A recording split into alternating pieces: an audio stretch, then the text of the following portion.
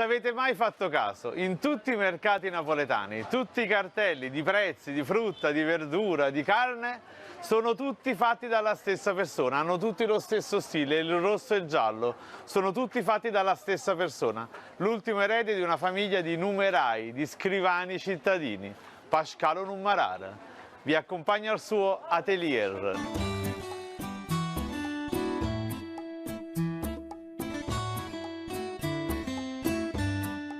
Siamo a Vico Finale, un vicoletto del borgo di Sant'Antonio Abate. Pasquale De Stefano, in arte Pascalo Nummarar, è l'ultimo erede di 8 fratelli che abitavano proprio in questo basso in cui siamo. Ogni giorno Pasquale realizza centinaia di cartelli per tutti i mercati napoletani, ma non solo, per ristoranti, pizzerie e anche qualche brand di moda ha fatto uso dei font di Pasquale Nummarar. Sì, lui usa fondamentalmente 2 font, quello che io chiamo il Pasquale Bold, grassetto, e il Pasquale Italic, insomma il carattere un po' più sottile. Font che si sono trasmessi da padre in figlio per generazioni. Ma c'è una brutta notizia, Pasquale è davvero l'ultimo, dopo di lui saremo costretti a usare purtroppo stampanti laser. E se il lavoro di Pasquale Nummarar può sembrarti davvero insolito, sappi che nell'antica Roma esisteva già questo lavoro, era lo scriptor, un signore che con elegante calligrafia realizzava forme di pubblicità anche nell'antica Pompei. Ancora oggi infatti è possibile leggere iscrizioni nelle antiche città romane.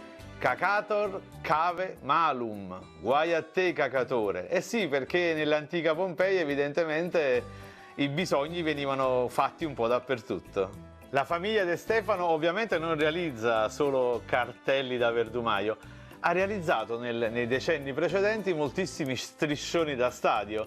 Pasquale De Stefano nel 1987, un 10 maggio che tutti ricordiamo, primo scudetto del Napoli, vinse il primo premio come striscione realizzando una scritta che fu "Tu mi diciste sì, na sera maggio", meraviglioso. E la famiglia De Stefano fu premiata come il miglior striscione a quell'epoca.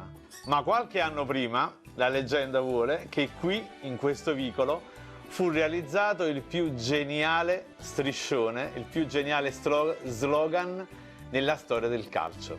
Giulietta è una zoccola.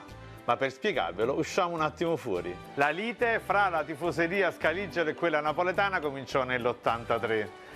Dirseu in quell'anno, il giocatore brasiliano, fu venduto al Napoli dal Verona e l'anno successivo fu accolto a Verona appunto durante la partita con uno striscione che diceva: "Dirseu or non sei più straniero, Napoli ti ha accolto nel continente nero".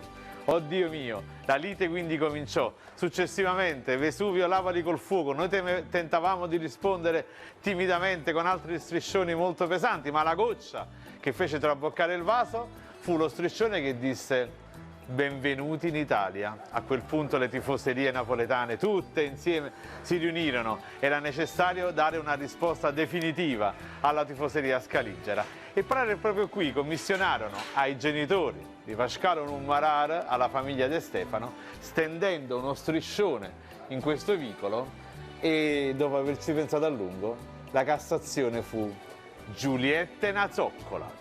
Si racconta che l'anno successivo i tifosi veronesi provarono a replicare a questo striscione, realizzandone uno che diceva "Napoletani figli di Giulietta", un timido tentativo di rispondere e soprattutto però implicitamente l'ammissione della genialità del popolo napoletano.